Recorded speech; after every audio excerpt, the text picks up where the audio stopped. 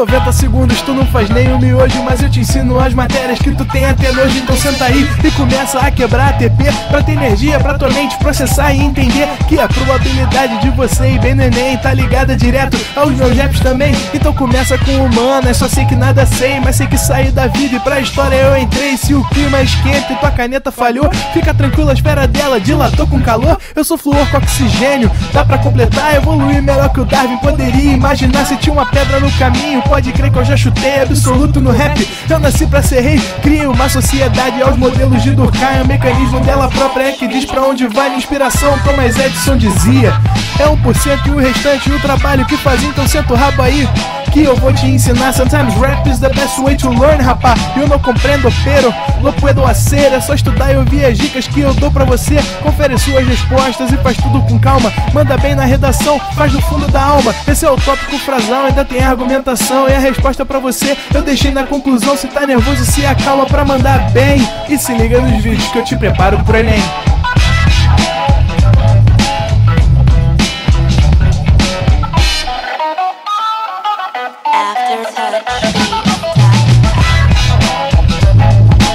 Proenem.com.br, você bem preparado pro Enem. Chega aí, se inscreve. Corta pra mim, diretor. Já cortou pra mim? Fala aí, galera. Fala aí, pessoal de casa.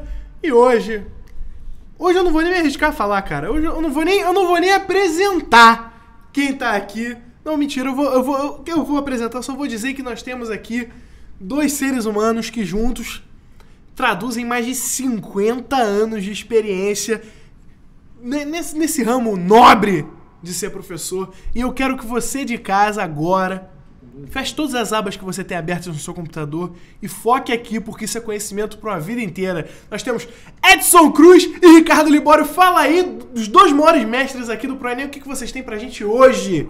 Fala, Mamute.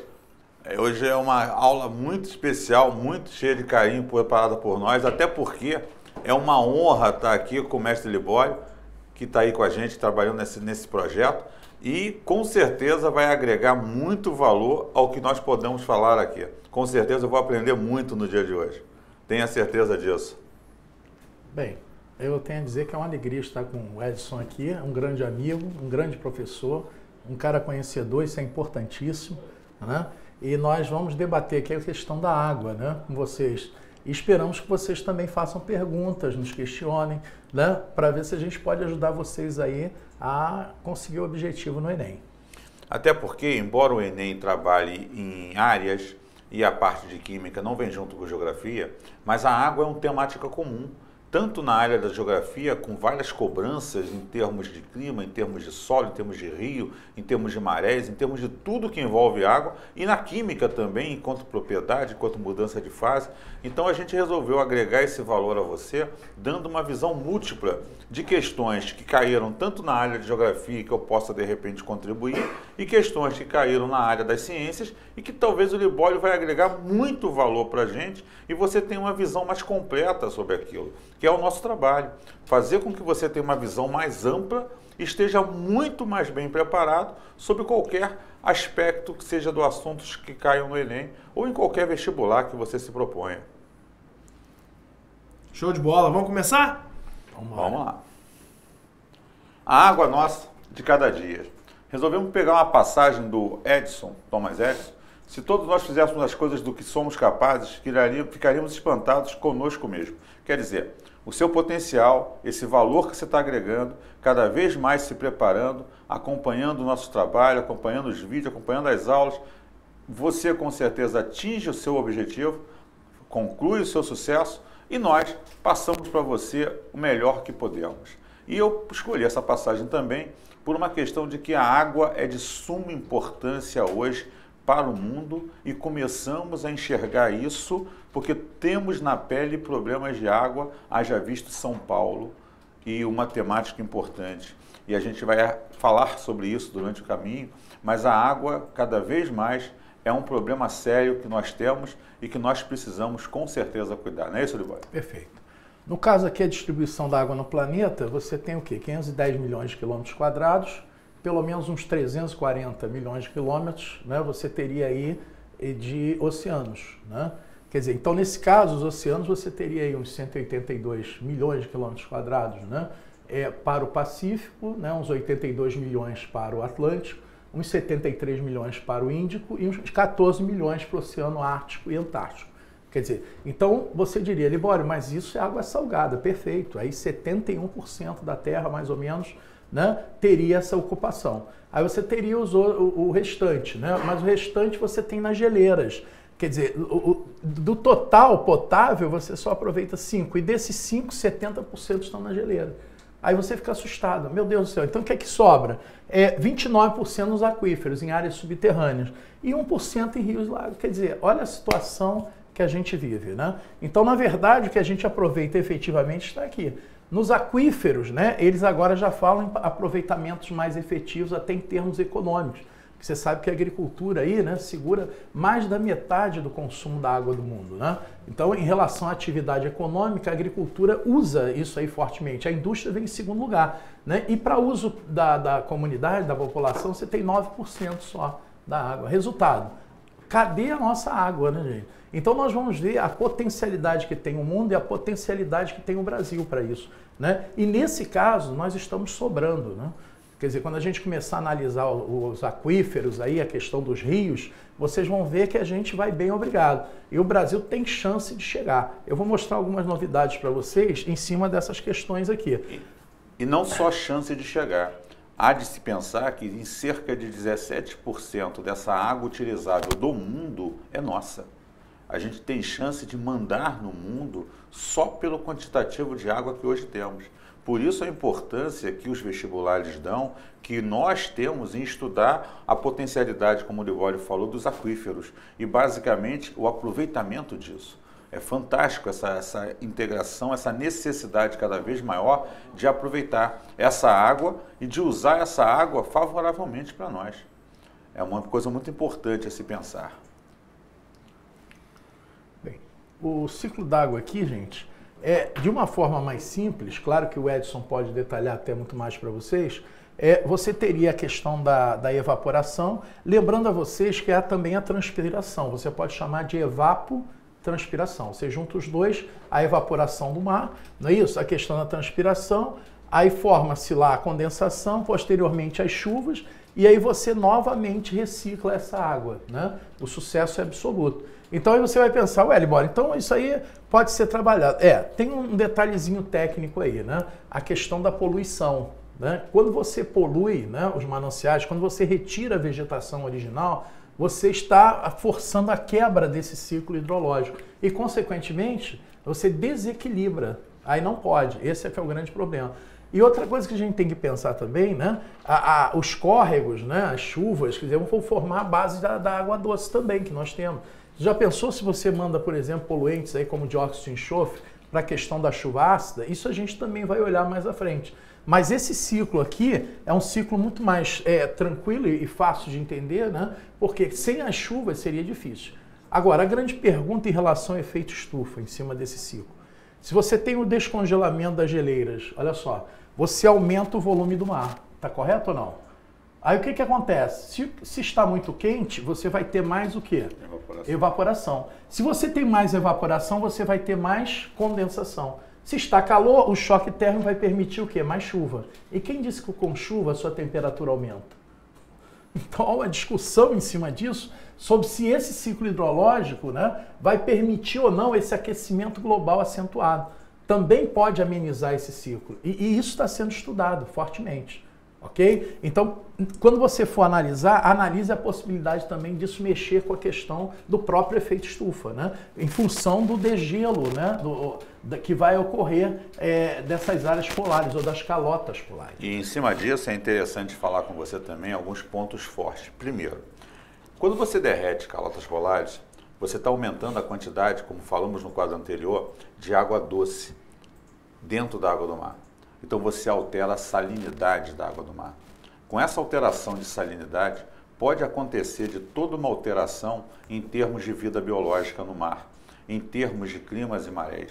Você pode alterar toda uma situação mundial de água e de fluxo de água. Ponto 2. A área marítima é muito maior. Com um fluxo maior de água, há maior nível de evaporação. A UFRJ, numa questão de 2011, colocou claramente que você hoje evapora cerca de 400 trilhões de toneladas de água ano no planeta. Então é muita água que tem lá em cima. E todos os países precisam da época de chuvas para quê? Restabelecer a água no seu interior, nos seus lençóis freáticos, nos seus rios. Então, se você evapora muito, mas mantém aquecimento e não chove, ou você não consegue levar para o interior essa água toda, você não consegue trazer para onde tem que ter a chuva. Nós vivemos aí ao longo de outros anos justificativas de governos que nós, por não termos tido processos de recuperação de água por causa da estação de chuva fraca que tivemos, reservatórios e tudo mais, com pouquíssimo fluxo d'água. Isso dificulta, por exemplo, lá na frente, a produção de energia elétrica, num país que, por exemplo, valoriza muito a energia hidrelétrica. Então você vai ter problemas quanto a isso. Então a influência da água nos ciclos, a influência da água no processo cíclico dela é muito forte, alterando muito a região. Aí a gente começa a pensar em outras situações. Por exemplo, um exemplo simples, quando você vai inundar uma determinada área para fazer uma hidrelétrica, você altera toda a climática de uma região muitas das vezes. Você aumenta a umidade relativa do ar, você altera matando espécies, você acaba com uma série de outros problemas. Então a água é uma coisa muito importante a ser discutida. E outra questão interessante aqui, que já foi temática de prova, é que quando você evapora essa água, você leva para a atmosfera apenas água. Então é um dos processos de purificação da água. E quando você condensa para a chuva, você está provocando um processo de destilação natural. Quando você tem essas duas mudanças sequenciais, quimicamente falando, você trabalha um processo de purificação da água e você trabalha um processo de destilação natural, que já foi questão de prova, comparar o processo do ciclo da água com um processo de separação de misturas. E aí é uma análise importante de você fazer. É interessante também a questão da vegetação para fazer toda a manutenção desses ciclos. Isso é muito importante. Limpar essa vegetação, como o Libório colocou muito bem, você vai alterar toda a estrutura de funcionamento do teu planeta. Não se esqueça que isso é uma perfeita máquina de funcionamento. E ela precisa estar como originalmente foi criada. Toda vez que a gente altera alguma coisa nesse ciclo, em algum ponto dele, a gente faz uma série de alterações sequenciais em toda a estrutura organizacional do planeta. Isso é muito importante levar em consideração. Essa questão foi do Enem 2007. Selecionamos algumas questões não pela importância de fazer as questões, mas de te mostrar a tendência do uso da água em várias situações das provas, tanto na área de geografia quanto na área de ciências. Ele fez uma abordagem sobre 3 tipos de água. Água mineral, que ele fala ser proveniente de fontes naturais ou captada artificialmente, uma composição química, propriedades físicas ou fisicoquímicas específicas. Por que específicas? Porque dependendo do solo, se é calcário, se é arenoso, você vai ter necessariamente uma composição de íons dos sais que vão fluir com essa água, e essa água pode ser magnesiana, ferruginosa, sulfurosa, mais alcalina, mais ácida. Isso muda muito de região para região. Mas a água mineral é uma água rica em sais minerais de tipos relativos ao solo da onde ela é extraída. Isso é muito interessante de mexer com a geografia do solo e da região. A potável de mesa é a que necessariamente vem de fonte natural ou captada artificialmente, mas você torna ela, pelo tratamento, adequada ao seu consumo. Então, nem sempre ela é uma água de origem mineral. Muitas das vezes ela é uma água de origem tratada. Tem até uma lembrança, quando você for na Holanda, quando você for na Inglaterra, que eles purificaram Tâmisa e rios também na Holanda, pequenos rios, e eles trataram essa água de uma maneira que ela ficou mais purificada do que a água comum que a gente bebe. Né? Então, tratada quimicamente, ela pode ser uma excelente água. Então, acreditem que o Tietê pode ficar limpo. Vai ter que ter fé. Tem que ter vontade, né? Esse detalhe é importantíssimo, rapaz. Também. E São Paulo não sofreu tanto como está sofrendo as consequências desse término da água, tecnicamente, da região. É capaz de Deus destilar o Tietê, né?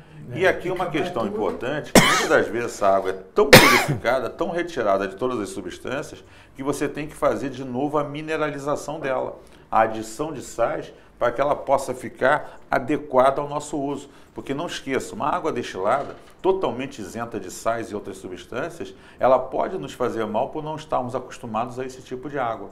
Então a gente precisa ter uma dosagem de sais minerais, de certas substâncias, um meio adequado para se beber, não pode ser de mais ácida ou básica, ela tem que estar adequadamente qualificada em termos de pH, para que você possa ter uma água bem tratada e bem possível de ser adequadamente utilizada. Então ele faz uma introdução a essa ideia, tentando te mostrar, independente da origem, o funcionamento. Agora uma coisa interessante, se todas elas são águas, se todas elas estão tratadas, se todas elas têm sais dissolvidos em quantidade adequada, elas são necessariamente águas que podem ser usadas por nós. Então foca isso, porque normalmente essas ideias que você tira das semelhanças que ele coloca na comparação, que você vai tirar a tua análise de resposta. Então ele discute com você, os 3 tipos de água são potáveis? Sim, os 3 tipos de água são potáveis. Toda água engarrafada é água mineral? Não. Muitas das vezes ela é tratada e adicionada de sais, então ela não é especificamente mineral. Água purificada adicionada de sais é um produto natural? Se você adicionou sais e você trabalhou essa água, ela não é mais natural. Ela foi colocada estruturas dentro dela. Potável de mesa é adequada para o consumo humano porque apresenta extensa flora bacteriana? Pode ser até extremamente nociva, e ninguém afirmou isso no texto. Outra coisa importante, quando você analisa um texto de Enem, procura focar o que ele deixa claro no texto, o que ele não coloca no texto. Ninguém discutiu a questão bacteriana no texto. Então isso aqui é um achismo do cara em fazer um enxerto numa questão que não vai ter nada a ver. A legislação brasileira reconhece que todos os tipos de água têm ação medicamentosa? Não foi dito em momento algum, e você não pode pegar uma água pura, simplesmente pura, sem nenhum sal ou não adequada e dizer que ela é medicamentosa. Algumas águas, por tipo de sal que tem, são medicamentosas, porque uma água básica alivia a acidez. Uma água com certos sais, como de ferro, ferruginosa, ela alivia a questão da anemia e aumenta a dosagem de ferro no organismo. Isso ajuda. Então elas têm alguns tipos ação medicamentosa, mas nem todos. Contudo, a letra A, como nós já tínhamos avaliado, seria a sua melhor opção de jogada aqui. O Libório falou muito bem ainda agora, quando ele começou o ciclo da água, na questão colocada com você das impurezas que ao longo dos cursos de rios, ao longo do caminho da água como um todo, a gente vai colocando, vai vendo e a gente vai perdendo qualidade, como o Tietê hoje não tem nenhuma. Por quê? Porque ao longo do percurso dele, desde as áreas agrícolas, são poluentes e fertilizantes que se jogou na planta e o excesso carreou para o rio, são dejetos que são colocados. A maior parte das cidades hoje são ribeirinhas e essas cidades acabam jogando seus esgotos na água e assim por diante. Você vai vendo que ao longo do percurso de um rio, você tem às vezes tantas coisas colocadas dentro da água que a pureza dessa água se perde totalmente. E aí que você entra no rio como o Tietê, no centro urbano de São Paulo, e você percebe que quando chega lá, não tem mais quase como dizer que esse rio tem pureza para se usar ou beber um gole daquela água. E pensar que na nossa infância a gente bebia água da mangueira direto, água do rio direto. Gente, uma observação, o Tietê, passando a parte da cidade de São Paulo, ele é um rio limpo, né? E você consegue até pescar, nadar, beber água sem problema nenhum. O problema está justamente na faixa metropolitana paulista, onde ele corta ali a cidade de São Paulo. Esse é que é o grande problema. E ele vai desembocar como afluente, né, da margem esquerda do Paraná, no Rio Paraná. Ele não vai para o Atlântico, né? Então o Tietê é um rio que entra adentro para o oeste de São Paulo. Essa é uma característica. E daí sendo aproveitado também para irrigação de algumas áreas agrícolas em São Paulo. Né? Por isso que ele fala aqui em sistemas agrícolas, áreas agrícolas que aproveitam essa aguinha aí simpática, né? Para melhorar o nível da produtividade. E é interessante sempre frisar, a gente não está aqui com a foto do Tietê, pelo amor de Deus, é uma foto tirada apenas para você se ver que no curso de um rio, onde você tem agressões a esse rio, seja ela de área agrícola, seja ela industrial, seja ela metropolitana, ele vai acabando com a qualidade dessa água. E um adendo que o Libório coloca, que é muito bem colocado, se o Tietê recai num outro rio, ele ajuda a contaminar esse outro rio. porque ele leva todas as impurezas e coisas que não são boas, são nocivas, para espalhar em outros rios. E aí ele acaba, por tabela, denigrindo a qualidade de água de outras regiões e de outros rios. Então, a transposição poluidora, gente. Esse é o grande problema, né? O São Francisco, por exemplo, não tem esse problema da poluição tão forte, né? Mas a sua nascente já está, né, secando totalmente. Então, você tem que manter a vegetação original. Esse é o grande segredo, as nascentes com a vegetação original, né, para manter o ciclo hidrológico. Hoje, o nível biológico nos mostra que certas algas e tipos de plantas que se colocam ao longo do rio, aumentando essa vegetação, elas colhem grande parte dessa poluição. Você tem como uma forma de manter uma certa limpeza no rio, certas plantas que absorvem pelas suas raízes aquáticas todo esse excesso de impurezas e substâncias em altas concentrações que pode ajudar a gente a melhorar o tratamento e até ter tratamento, né? Uma outra questãozinha boa, nosso mestre aí vai conversar conosco. O aquífero Guarani, gente, só para explicar para vocês, ele atinge a parte do Uruguai, Argentina, Brasil, né, Paraguai. Então, na verdade, ele teria 30% fora do Brasil e 70% dentro do Brasil. O volume em metros cúbicos já dá 370 milhões de metros cúbicos, né? Isso significa água para 100 anos, pelo menos, né? Agora, a grande novidade não é essa. A grande novidade foram as pesquisas da Universidade do Ceará e Pernambuco, que acharam em alter do chão um que é o dobro, o mais do dobro, com 87 trilhões de metros cúbicos. Bom, que aí o senhor já respondeu a pergunta do Renilson que ele tinha feito aqui para mim, eu estava esperando porque eu sabia que essa resposta ia vir. Então, nesse caso aí, o que acontece? Alter do chão, Libório, se nós temos água para 100 anos com aquífero Guarani, com alter do chão nós vamos ter o quê? 200 anos, perfeito. Somando, daria o quê? 300 anos. E além do mais, você tem outro rio Amazonas embaixo do Amazonas. Então, se você tem, por exemplo, um débito do Amazonas que equivale a 9 baías da Guanabara, né, no dia. Então, no dia, na hora que ele dá o débito, o que acontece? 300 mil metros cúbicos por segundo. Gente, isso aí é um sucesso. Só o Rio Negro sozinho, o Rio Negro, que é o afluente, tem o quê? Tem água suficiente para cobrir toda a Europa. Então você pensa, caramba, então o Brasil arrebenta, você acertou. Vai sobrar água aí para 500 anos. E aí quem disse que a gente vai ter dificuldade com água? Não existe isso, né, gente? Bom, Edson, aqui o que acontece? Eles colocaram aqui água excelente, inacessível, escassa ou não potável. Aqui pode ser dividido em 4 grandes compartimentos. Aí ele fala dos compartimentos, esse norte alto Uruguai aqui é a base, né? Porque a base é vulcânica, tá, gente? Então, é o arenito basalto, é dali que essa água passa ali, né? Quer dizer, segundo eles, até dá uma purificaçãozinha ali no esquema, né? E a era é mesozoica, por quê? Foi a era dos grandes vulcanismos, no período Triássico, olha lá. Você não pode esquecer isso na hora da prova. E aí o que acontece? E não são potáveis em grande parte da área, com elevada salinidade. Eles destacam a questão da salinidade. Lembrando que já em São Paulo eles já poluem o aquífero.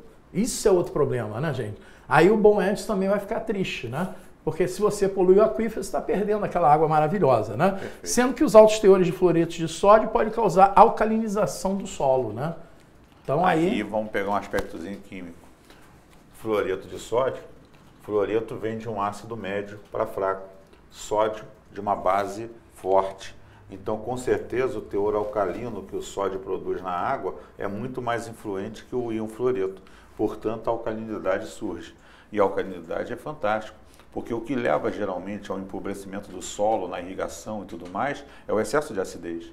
Se você tem águas de caráter alcalino, pH acima de 7, você tem águas melhores, qualificadas. Águas que dão para trabalhar com melhor qualidade no processo. E até não vão causar problemas que levariam a calagem, levariam a outras utilizações de substâncias no solo, o que é muito bom.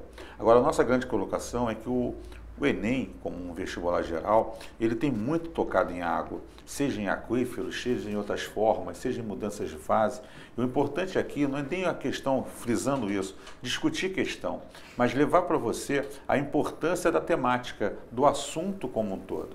Então você vê que envolve era geológica, envolve solos, aquilo que nós falamos, dependendo do tipo de solo, fica atento, essa água pode ter teor ácido, teor alcalino, essa água pela presença de sais pode ser muito benéfico ou não, às vezes, depende dos sais que você tenha. Então isso é muito importante numa análise que a gente está fazendo aqui, tentar abranger na tua cabeça como interpretar um enunciado, como usar a teu favor o conhecimento globalizado que você aprende a cada aula. Isso é fundamental no jogo. Então aqui é uma análise geral. Em si, a gente ainda não analisou o que a questão vai querer. A gente está aqui divagando, conversando com você, lembrando pontos importantes de conteúdos relacionados com uma questão de aquífero. E isso é um problema mundial, porque nós temos muito, legal, tem água aqui para 500 anos, mas o resto do mundo não tem. Então você começa a perceber que as pessoas estão vindo aqui para levar essa água. O naviozinho japonês adora vir trazer produto eletrônico na Zona Franca de Manaus. Os porões deles são adaptados, quando ele deixa o fiscal não olha, ele dá uma voltinha no Rio Amazonas e enche os porões de água para levar para lá e tratar. Os aquíferos hoje, você tem vários parques de águas nossos que estão sendo dominados por multinacionais. A Nestlé, que é holandesa, a base dela, é dona de São Lourenço, do parque de águas. E a Nestlé dá casa no show do milhão à vontade, porque não é de leite moça que ela vive. Uma garrafa de água mineral que ela embala aqui e que você paga 4, 5 reais no mercado, ela vende a 20 dólares, 30 dólares lá na Holanda. Então ela está rindo à toa de poder engarrafar nossa água e mandar para fora. E se você tiver mais multinacionais como a própria Coca-Cola, tem a Bonaqua e tem 2 aquíferos nossos, menores, parques de água, olha como ele se dá bem nas nossas costas com a nossa água. O problema é a gente perder essa água para fontes externas. Esse é o meu maior medo. Nunca vi uma questão que envolva diretamente essa ideia, mas hoje é uma preocupação brasileira reter essa água, manter essa água limpa e qualificada e poder usar essa água a seu favor até para a revenda internacional. Só com essa água sendo vendida, a gente ganharia uma fortuna para reverter no Brasil mesmo. E a gente tem condições de crescer muito se tivermos pessoas sérias na liderança. E vocês que são o nosso futuro, pensem bem nisso. Um dia de débito do Rio Amazonas, um dia de débito equivale a 1 ano do Rio Tâmisa. Quer dizer, o inglês não precisa ficar nervoso, né? Nós vamos entregar para ele um dia do rio, da bacia amazônica, né? Dando débito no mar, e ele vai pegar essa água. Então vai representar o Tâmisa do ano inteiro. Olha o sucesso. Quer dizer, então o Brasil está tranquilo, né, gente? Tem chance. Mamute, nós temos alguma pergunta? Não? Deixa eu abrir meu microfone aqui, mestre Libório. Nós estamos bem tranquilos no momento. Nós temos só uma pequena dúvida do Luiz Henrique Ribeiro, que perguntou se quando ele usa seres vivos, quando são usados seres vivos para retirar os resíduos da água, se isso pode ser chamado de biorremediação, perdão. Se o nome desse tratamento da água com o uso de outros com o uso de alguns seres vivos pode ser chamado de biorremediação. Essa é uma pergunta mais específica. Justamente. Mas ela também funciona no tratamento de água. Se especificamente o que eu falei é o uso de determinadas algas e plantas marinhas que têm uma extração pela raiz de substâncias que seriam por nós sais que seriam nocivos à nossa saúde. Então elas acumulam, elas extraem, porque elas puxam quando pegam a água esses sais. Tá? Especificamente a biorremediação eu não conheço a fundo, mas acredito que ela seja também uma forma de reter substâncias nocivas do meio aquático pela planta. E aí você pode trabalhar com ela no nível do tratamento também. Não sei se pode ser especificamente usado, ele teria que consultar alguém da área de biologia para ser mais específico, mas o que me lembro desse processo é que ele também retira de água substâncias. Não sei se as substâncias todas que ele retira seriam as que estão presentes na água, gerando a poluição das mesmas. Mas, se for, pode ser usado no tratamento também. Show de bola, mestre. Vamos adiante? Aqui, essa parte do aquífero é a representação de onde ele atua, né, principalmente. Então, atinge São Paulo, parte de Minas Gerais, Mato Grosso do Sul. Então, na verdade, 70% é nosso e nós podemos explorar aí com tranquilidade. O aquífero é algo muito importante para a gente manter essa qualidade da nossa potabilidade da água aí, desde que não se polua, né? Esse é o grande pedido, né? Bom, então, que quando eu fui à Foz do Iguaçu, eu não sabia, eu estava em cima d'água. É verdade. A gente tem um aquífero tão grande no subsolo, é interessante como o nosso planeta é bem fabricado, é bem organizado. Uma crosta que resiste e guarda uma imensidão de água sobre os nossos pés. muito interessante saber que isso tudo é o futuro que nós estamos reservando para nós mesmos, ainda bem. Então, e aí vem a perguntinha, né? em relação ao aquífero, é correto afirmar que seus depósitos não participam do ciclo da água. Quer dizer, diretamente, né? Não. Águas provenientes de qualquer um dos seus compartimentos solidificam-se a 0 grau. Não, isso não é uma questão correta, porque você não pode esquecer que a presença de sais minerais dissolvidos na água alteram as propriedades coligativas da água. E uma das coisas que ela faz é alterar o ponto de ebulição e alterar o ponto de fusão e solidificação de uma substância. Então, quanto mais partículas dissolvidas, maior é o nível de alteração, tanto da questão do valor de fusão, solidificação e ebulição da água. Então, você não pode mais garantir o 0 graus Celsius por um efeito coligativo. É necessário para a utilização do seu potencial como reservatório de água potável conhecer detalhadamente o aquífero. Isso aí está ótimo, né, gente? Que a gente tem que conhecer esse aquífero melhor, né? Então, justamente, se tiver partes poluentes aí, como São Paulo já tem, algumas áreas, você tem que evitar isso aí. Então, a letra C é a melhor. Ele botou água adequada ao consumo humano direto em grande parte da área de compartimento do Norte Alto Uruguai. O Norte Alto Uruguai tem algumas partes que ele já falou que tem acidez, né? Então, aí tem que ver se esse compartimento pode ou não ser aproveitado mais detalhadamente, né? E o uso da água do compartimento norte do Alto Uruguai para irrigação deixaria ácido o solo? Não obrigatoriamente. Né? Até porque você lembra, só complementando o Certo. Libório, ele deixa claro no texto que os sais presentes nessa região é base em fluoreto de sódio. Lembra que a gente falou ainda agora? Justamente. Isso torna alcalina a água. Se essa água é alcalina e ela for usada na irrigação, ela não vai deixar nunca um aumento de acidez, e sim uma alcalinidade na água, no solo. Então, a gente não corre o risco desse empobrecimento de solo se usa essa água alcalina. Muito pelo contrário. Teria que fazer, se fosse o caso, um excesso de alcalinidade e fazer uma calagem inversa. Em vez de jogar cal, que seria algo básico num solo ácido, teria que jogar uma substância levemente ácida para tirar o excesso de alcalinidade do solo. Seria o processo inverso. Perfeito. Né? Mas isso está no próprio texto.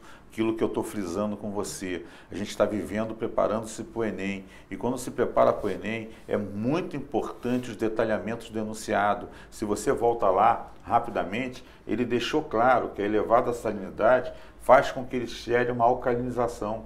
Então, se há alcalinização, não pode agora falar em acidez.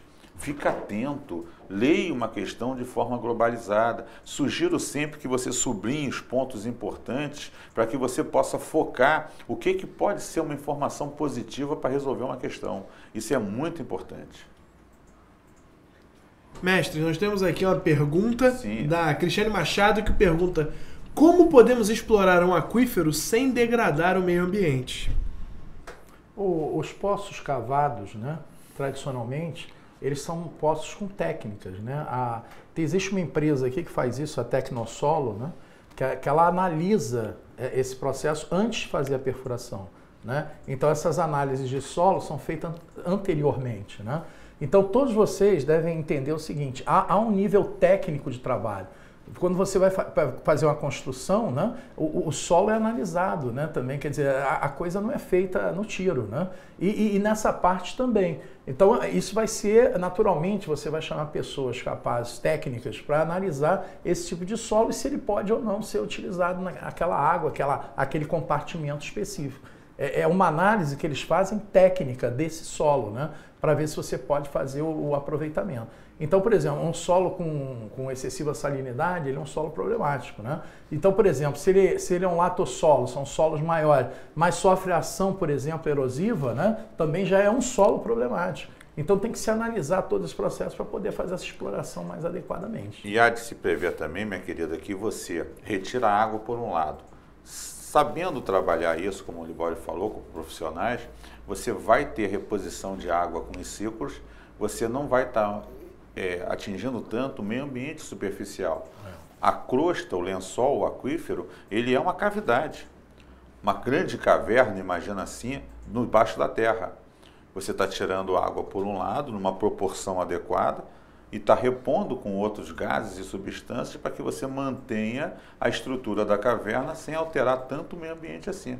Por isso você precisa fazer isso profissionalmente. Por isso não é você ir lá fazer um pocinho e abrir a poça para todo mundo. É você trabalhar isso coerentemente para que todos possam usufruir sem afetar tanto a ideia do meio ambiente assim. Com certeza. Show de bola, gente. Eu vou chamar um rápido intervalo, aquele famigerado intervalo que você já está acostumado, de 1 ou 2 minutinhos, para os professores darem aquela bebida d'água para você poder ir no banheiro, beber sua água. Mas eu espero você aqui daqui 2 minutos, hein? Não sai daí, porque a gente volta e a gente volta no mesmo nível, hein? Daqui a 2 minutos. Fala galera, tudo bem? Novembro tá chegando e a ansiedade está batendo na sua porta, não é mesmo? Mas calma. Nós aqui do ProEnem criamos uma série de vídeos que vão deixar você mais do que preparado pro Enem. Nossa equipe fez uma pesquisa sinistra e nós levantamos os principais temas cobrados nos últimos anos do Enem. Separamos uma lista de exercícios para você ir além. São quase 300 questões e Todas separadas por temas.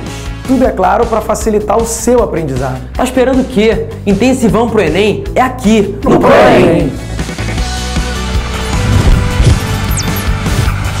ProEnem, a preparação que vai além.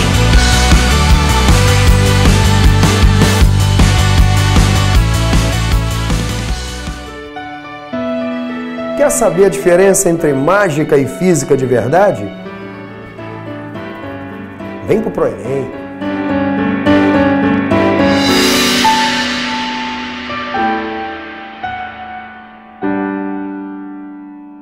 Fala aí, rapaziada, tudo bem? Eu sou o professor Gil E eu sou o professor Viug. e a gente está aqui para ensinar toda a matemática necessária para você passar pro Enem. Porque você já estudou física, química, biologia, mas todas essas perfumarias não servem para O nada. importante mesmo é a matemática. É, né? a essência O de importante tudo é a matemática. Você vai aprender análise combinatória, vai aprender trigonometria, geometria espacial, tudo PA, PG, sistemas lineares. tudo isso com o Viug. Não, tudo isso com o Gil. Não, tudo isso com a gente. É, a gente vai preparar você pro Enem. Enem. Beleza? E lembra sempre, mais vale uma boa ideia do que 40 fórmulas. E filósofo.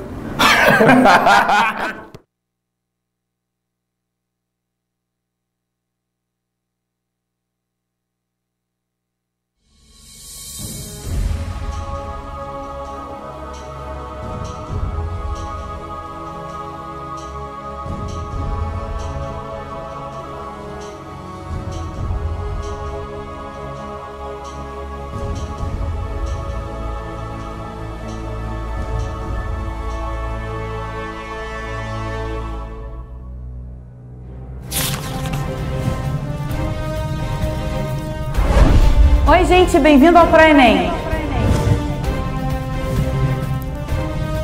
Aquele curso que vai te aprovar no vestibular.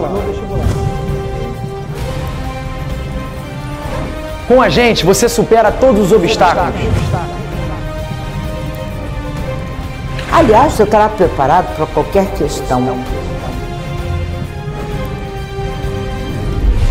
Você pode, você é capaz.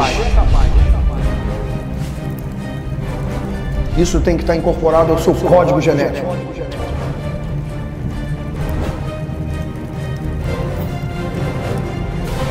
Dificuldades você vai encontrar no caminho. Você tá pronto. Você tá pronto. Acredite em você. Nós acreditamos. É mais que nossa meta. Essa é a nossa missão. Preparar você para qualquer questão. Fazer de você um vencedor.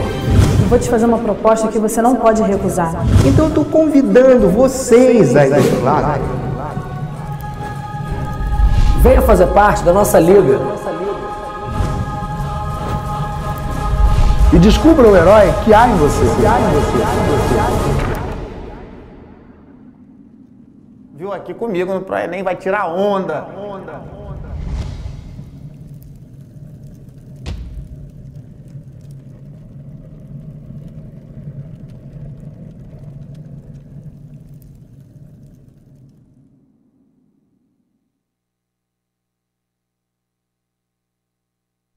Ah, já cortou pra mim, diretor? Já cortou pra mim porque nós estamos de volta. Vocês perderam aqui no background, eu dei uma bola dentro em química, inacreditável. Vou até chamar o Edson aqui pra me tornar acreditável. Eu acertei alguma coisa de química nessa história dessa humanidade. Não, fiquei emocionado com a sua colocação, porque a vitamina C é uma molécula hidrossolúvel. E aí eu completei para você porque você merecia. Cheia de hidroxilas livres na estrutura, como vai fazer pontes de hidrogênio com a água, e por isso é uma molécula hidrossolúvel. Fiquei até feliz. Diferente de algumas outras vitaminas que são lipossolúveis. Vitamina K, caiu no Enem 2013, caiu no Enem 2011.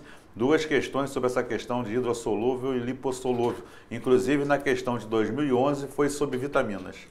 Foi a que eu fiz. Foi a minha provinha do Enem. Com certeza. A gente recomeça essa etapa agora dando para vocês alguns dados importantes, né? A gente acha às vezes, o Libório falou muito bem colocado, que a agricultura é a que mais utiliza água e a indústria vem em segundo lugar. E a gente coloca muitas vezes que como se usa tanta água? Não se esqueça que, por exemplo, quando você vai beneficiar um minério como, por exemplo, a hematita, você precisa fazer a reação química que vai retirar esse oxigênio dela para reaproveitar o ferro, mas você depende de aquecimento, de resfriamento e de várias transformações que vão usar água, entre outras substâncias.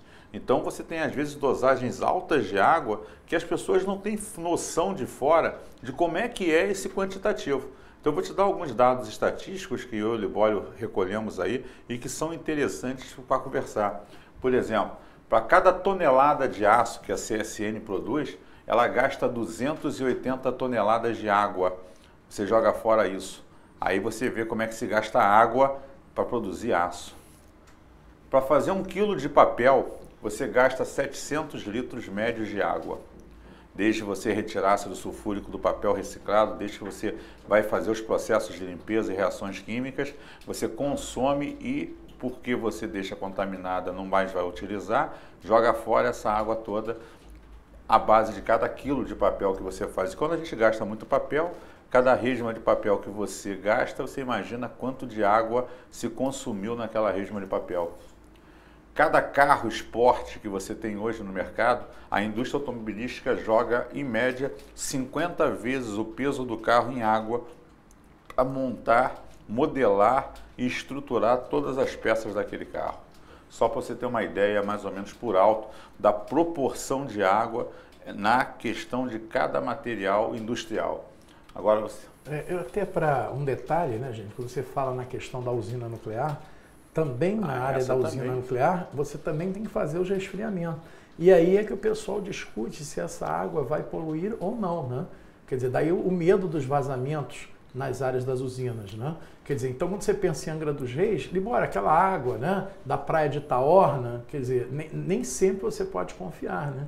Porque, na verdade, se aquilo é utilizado em áreas, né, onde você tem aí o urânio, o tório, né, esse material aí mais radioativo, né, aquilo ali, algumas substâncias podem entrar na composição e aí, consequentemente, gerar os problemas de poluição que você conhece. Vou ganchear com duas informações importantes.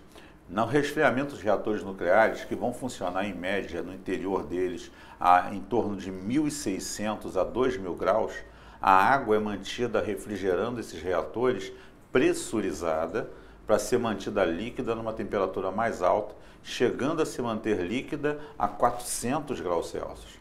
E mesmo assim, entre 1.600 e 400, ela consegue fazer um bom resfriamento para manter o reator sob controle. Agora, o grande problema, o Libório está correto, é que não é só uma água que resfriou o reator. É uma água que pode, por ação de partículas emanadas do próprio reator, sofrer uma alteração e gerar, por exemplo, isótopos radioativos do hidrogênio dessa água, deutério e trítio. E aí você pode ter uma água pesada, como é chamada, e essa água pesada se tornar uma água radioativa. Até que ponto você pode descartar de volta para a natureza essa água pesada, ou ela deve ser usada e guardada como lixo nuclear? E aí, mais uma vez, o desperdício de água que você tem, de eliminar tantos e tantos litros de água em função da manutenção de uma usina nuclear. É mais água jogada fora, que você não pode reaproveitar depois. Isso é perigosíssimo. Na agropecuária, por exemplo, para cada fazenda, friboi, né? O nego gosta da friboi, Mas para cada 1 quilo de carne de gado que a Friboi bota no mercado para vender, ela gasta cerca de 20 mil litros de água para produzir. Desde lavagem, retirada de substâncias do couro, da própria carne, congelamento se usa água e assim por diante. Um frango congelado da Amiga Rica, por exemplo, em particular, gasta cerca de 20 a 30 litros de água do início, desde a limpeza, depenar, limpar, lavar e depois congelar. Você vai ter uma média de 20 a 30 litros de água por frango que você bota no mercado. E como o nosso povo basicamente come frango, que é a única carne mais barata da população, você veja aí para produzir tanto frango, quanto de água se joga, se usa nesse preparo. Né? Então comer menos carne é bom que gasta, poupa água.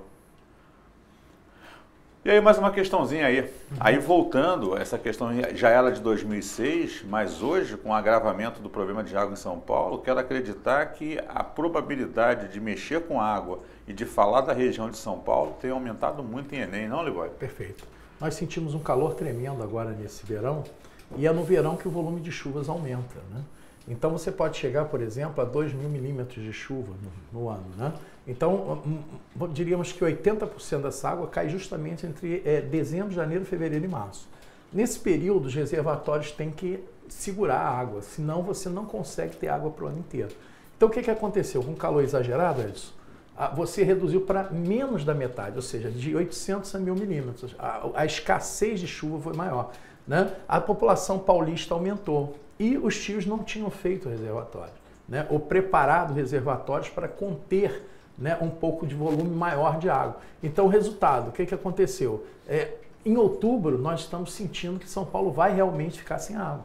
E agora, em novembro, a dificuldade vai ser maior. Em dezembro, as chances retornam, que as chuvas voltam a cair, né? Então, nesse caso, eles vão ter que esperar, mas vão passar aí pelo menos uns 2 meses mais agressivos, principalmente agora nesse final de ano, né? Esse é o problema que nós temos lá em São Paulo. O estranho é o Alckmin dizer que isso pode ser resolvido. Não pode ser resolvido, a não ser que você tire de outro rio. É o caso do Paraíba do Sul, né? Eles estão querendo tirar a água do Paraíba do Sul, mas aí vai mexer com a água, o volume de água que se refere ao Rio de Janeiro, né? Então, esse é o problema. Claro que ele já foi proibido de fazer isso, né? Agora, aqui diz, a situação atual das bacias hidrográficas de São Paulo tem sido alvo de preocupações ambientais. A demanda hídrica é maior que a oferta de água, ou seja, o pessoal usa mais água do que é possível ali reter. Ocorre excesso de poluição industrial e residencial. Um dos casos mais graves é a poluição da água da bacia do Alto Tietê, porque o Tietê nasce justamente no lado leste, o Alto Tietê onde ele é poluído, né? E se localiza a região metropolitana de São Paulo. E os rios Tietê e Pinheiro estão muito poluídos, o que compromete o uso da água pela população. Isso aí é uma grande verdade, né, gente? E, claro, que aí você vai pensar, Libório, já teve dinheiro para a limpeza desse rio? Sim, já foi recebido. E o que acontece? O governo de São Paulo sumiram com esse dinheiro, né? O tal de Fleury, que foi governador em São Paulo, ele recebeu uma grana incrível de japoneses, de holandeses, de grupos internacionais para ajudar a limpar o Tietê, né? Inclusive ajuda técnica. E ele não limpou. Aí o resultado qual foi? Quer dizer, você viu aí, né? Um Tietê poluído, sem condições. Gente, a Baía da Guanabara pode ser limpa também, se você pensar direitinho, né? Existem áreas aí que poluídas, elas têm chance de você reestruturar, né? E a questão diz, avalie as ações apresentadas abaixo são adequadas para reduzir a poluição desses rios. Investir em mecanismos de reciclagem da água utilizada nos processos industriais. A famosa água de reuso, né? Então você deve reusar essa água. Então, por exemplo, uma descarga simpática, usou o reuso, a água que já estava com algum problema, você joga ali e lava, né? Quer dizer, não aquela água pura, né, que você vai jogar ali e perder. A questão de investir em obras que viabilizem a transposição de águas mananciais adjacentes seria interessante, mas para rios poluídos, quer dizer, aí pegou mal, né, gente? Esse finalzinho aqui, inclusive na hora que eu e Edson estavam olhando a questão, eu não tinha visto isso aqui no final. E aí, adjacentes, certo, os adjacentes levam os rios, mas não pode ser poluídos. Então o erro está aqui, ó, rios poluídos. Não é boa essa resposta. E aqui, implementar obras de saneamento básico, isso aí todo mundo sabe, e construir estações de tratamento de esgoto, que seria ideal, né? Quer dizer, para se evitar essa poluição maior, né? E o esgoto tratado vira água novamente, né, gente? Que você pode beber. Olha o sucesso. Ué, eu vou beber água de esgoto? Claro, se você limpar direitinho, é sucesso. E já botaram água de esgoto reciclada e água comum. E o pessoal achou água de esgoto melhor. Por incrível que pareça. A química é uma coisa fantástica. Fantástico. Inacreditável, né? E o piscinão de Ramos, né? Diz quando a Petrobras limpa, né? Os coliformes fecais diminuem e a praia mais limpa quando a Petrobras faz a limpeza ali. Depois, claro, o pessoal leva farofa, galinha e outros componentes e acaba poluindo tudo novamente, né? Mas no início é beleza. Então, 1 e 3, beleza, você marca a letra C.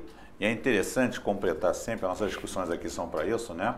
Hoje você vê o mundo inteiro com uma preocupação muito grande, embora os custos de tecnologia são muito mais caros, fazer a água de reuso.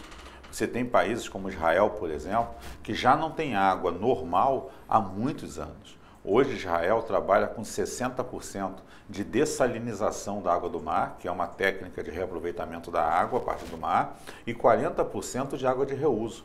Muitos países da Europa usam quase 50% ou mais, eu não tenho estatísticas atuais, mas de água de reuso. A estação 21 no oeste americano é uma das maiores estações de água de reuso dos Estados Unidos. Quando você pega lá Disneyland, todo mundo que já foi na Disneyland aí, bebeu aguinha de cocô, porque já foi retratada pelo menos 1 ou 2 vezes e volta para os bebedouros. Por isso que você vê, qual é a maior preocupação de uma banda de rock, uma banda quando vem ao Brasil? Escolher a água mineral que vai beber e a marca.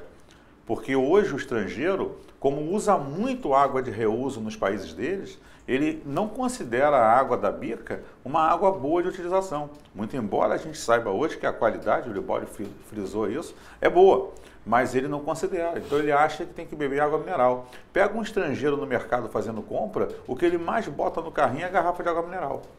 Porque é a água que ele vai utilizar, porque a água dele de reuso é para banho, para cozinhar, para tudo mais. E é uma água extremamente boa.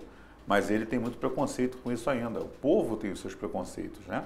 Mas é interessante fazer esse adendo de que em muitos países do mundo a necessidade hídrica é fulminante.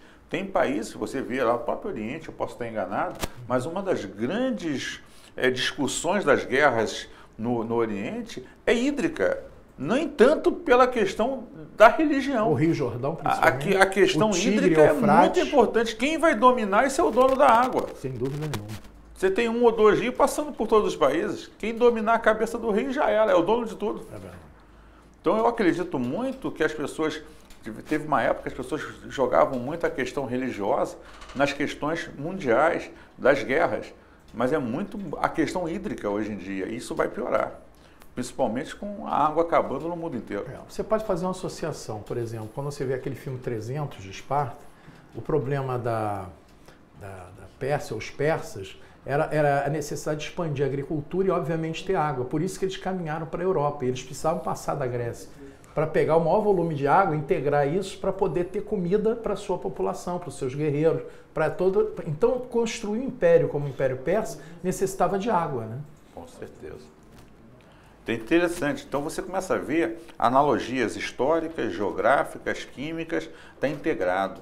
É isso que o ensino moderno tem tentado mostrar para você. É uma prova muito mais interdisciplinar, muito mais globalizada de uma forma geral. Por isso é um prazer estar aqui com alguém de geografia com conhecimento do Libório para agregar esse conhecimento todo, histórico e geográfico para a gente. Com certeza a gente está saindo daqui muito melhor, né? Aí uma análise mais química da água, só para você ter uma visão geral.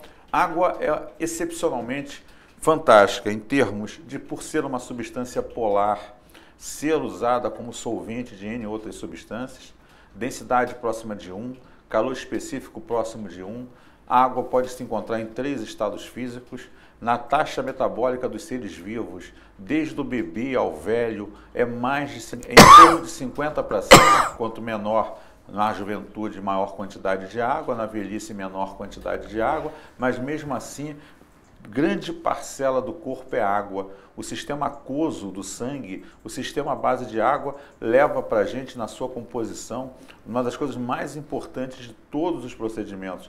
Nós somos basicamente de substâncias orgânicas também, mas como o Mamute falou, muitas dessas substâncias orgânicas, pelas características hidrofílicas, se dissolvem em água e vão viver nessa água.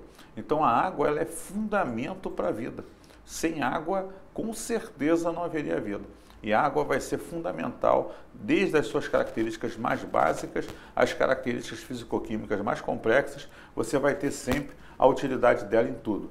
Ponto de fusão, quando pura, 0 graus Celsius, ponto de ebulição, 100 graus. Capacidade de substâncias salinas dissolvidas na água altera o ponto de fusão e ebulição, o que para a gente é uma vantagem.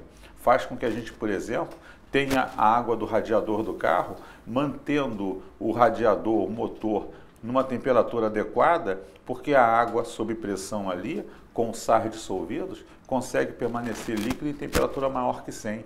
Da mesma forma, não deixa o carro congelar e não funcionar num país muito frio, porque ela mantém esse líquido em temperatura abaixo de 0. Então as propriedades coligativas que a água gera com os sais faz com que você tenha qualidades fantásticas para a manutenção diária da vida e até de carros, de outros objetos que nós precisamos hoje no nosso dia a dia para funcionar. Então é muito importante essa questão.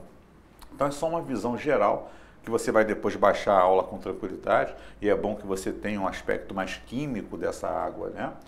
Na questão das mudanças de fase, é interessante observar que é uma das poucas substâncias que vai passar pelos 3 estados físicos. Geralmente, no aquecimento, há um processo de absorção de calor, levando à fusão e uma vaporização, sendo que um dos 3 tipos de vaporização mais comum é a evaporação ou ebulição se provocada. Por outro lado, quando você liberta calor, você faz o resfriamento da mesma, tornando a condensação ou a solidificação. E aí, vale dizer que em condições ambientais, essa água vai passar pelos 3 estados. Eu botei essa parte do estado físico para lembrar você que hoje você vive num planeta em que você tem essa água convivendo nesses 3 estados físicos. Natureza, vapor, líquido, geleiras. Então você o tempo todo discute água e a água tem e se apresenta em vários aspectos nos 3 estados. Proporcionalmente, Edson, a questão das geleiras, né, dos icebergs, você teria 10% no máximo em cima e 90% embaixo. Quer dizer, na verdade, vai haver o degelo da parte superior, né? A parte que fica dentro da água sofre outras transformações. Quer dizer, então, aí também tem uma questão para ser analisada, né? Você vai ter o degelo, mas em compensação, essa parte gelada do iceberg fica na parte profunda da água, né? Então você pode fazer também esse aproveitamento. Esse foi o grande problema do Titanic, né? Ele achou que podia chegar na cabecinha e encontrou um negócio grandão lá embaixo quando ele tentou se aproximar.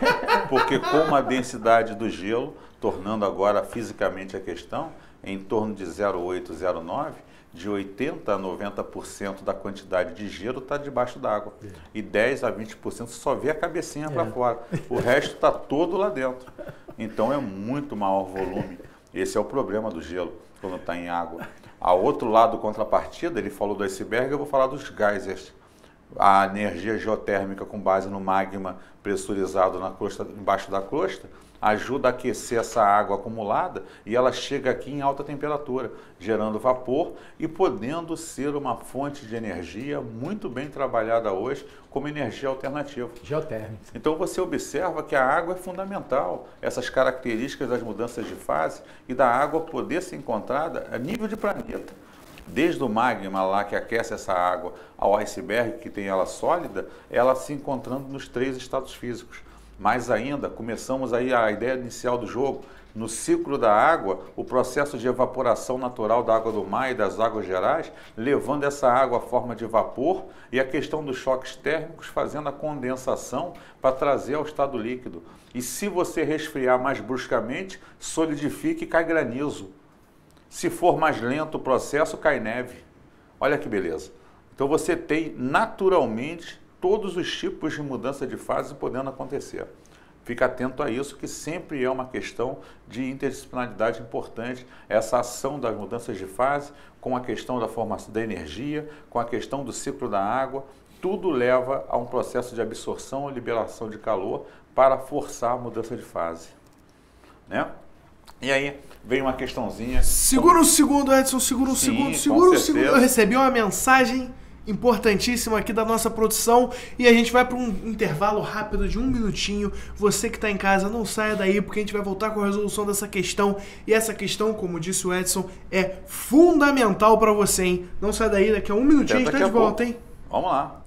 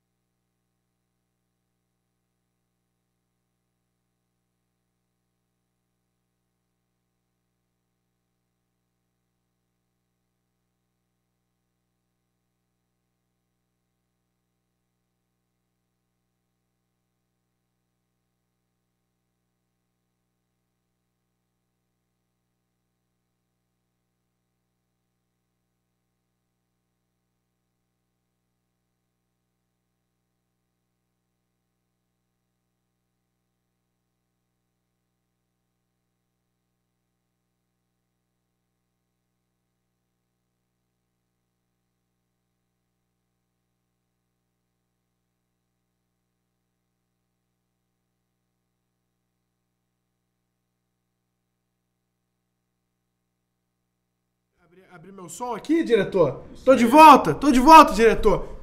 Vamos para a resolução da questãozinha agora, para você não ficar defasado. Os mestres estão de volta. Vamos lá, gente, vamos para a resolução da questão? Gente, essa aqui do Enem 2006, com base em projeções realizadas por especialistas, prevê-se para o fim do século XXI um aumento da temperatura média do planeta entre 1,4 e 5,8 graus Celsius.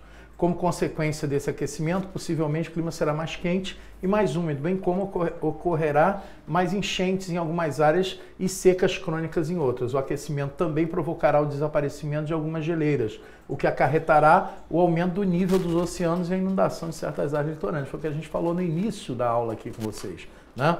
As mudanças climáticas previstas para o fim do século XXI provocarão... Deixa eu só puxar um gancho aqui para bora continuar. Olha aquilo que eu te falei de enunciado. O que o cara privilegiou nesse enunciado? Enchente, condensação de água gerando mais líquido, formação de geleira, solidificação. Então ele foca com você as grandes mudanças de estado físico que podem acontecer em termos de planeta. Se você tem um aquecimento global, você vai ter um aumento do processo de evaporação, o que leva a uma maior quantidade de água na atmosfera. Mesmo isso não sendo o foco principal, mas foca a visão do enunciado, mudanças de estado físico, alteração de quantidade de água, isso mexe no ciclo da água, isso mexe numa série de coisas. Vamos lá, continuando lá, vai lá, Libório. Então, como ele falou aqui, gente, ele coloca provocar a redução de taxas de evaporação e condensação. Se você vai ter mais água, né, pelo desaparecimento de algumas geleiras, a taxa de evaporação tende a aumentar, né, não diminuir ou reduzir. Né, poderá interferir nos processos do ciclo da água que envolvem mudanças do estado físico. A gente já vai melhor, né? Porque ele está falando justamente isso para vocês. Mas não especificando se é uma questão de aumentar essa ou aquela variação de taxa de evaporação, taxa de condensação. Ele deixou mais aberta e especificou a mudança de estado físico. O que, com certeza, generaliza mais e está mais ligado às várias mudanças que podem acontecer. Que ele colocou, inclusive, dentro do contexto, né? Então, a letra B, excelente, promoverá aumento de disponibilidade de alimentos das espécies marinhas, sem chance, né? Induzirá aumento de mananciais, não obrigatoriamente, e causará aumento do volume de todos os cursos, totalmente, somente, unicamente. Cuidado com isso, com os radicalismos. Sem chance.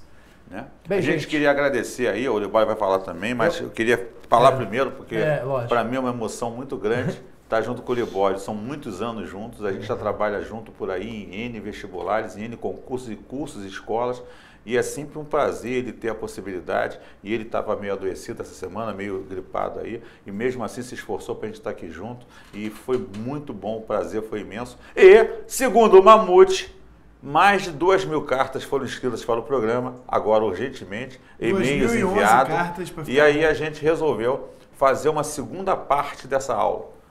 A convite, a gente vai fechar alguma coisinha a mais de água, mas vai brindar você com uma outra temática muito forte de vestibular, os problemas ambientais. Efeito estufa, meio ambiente, poluição, chuva ácida, solo, e aí a gente vai preparar, fiquem atentos às redes sociais aí, e a gente vai preparar a parte 2 desse grande debate, esse grande bate-papo com você aí. O famoso retorno de Jedi, hein? Gente, muito obrigado ao Edson, é uma emoção incrível trabalhar com esse profissional, nota 10. Obrigado, Tom, Rodrigo, Mamute, né? Obrigado aos internautas e tudo de bom para vocês, felicidade. Mamutinho está cada vez mais forte, Rodrigo. O Mamute, você tem alimentado ele direitinho. Tá sendo bem alimentado, tá sendo bem alimentado. Tá dando bastante água, bastante alimento pro Mamutinho. Vamos vê-lo cada vez melhor.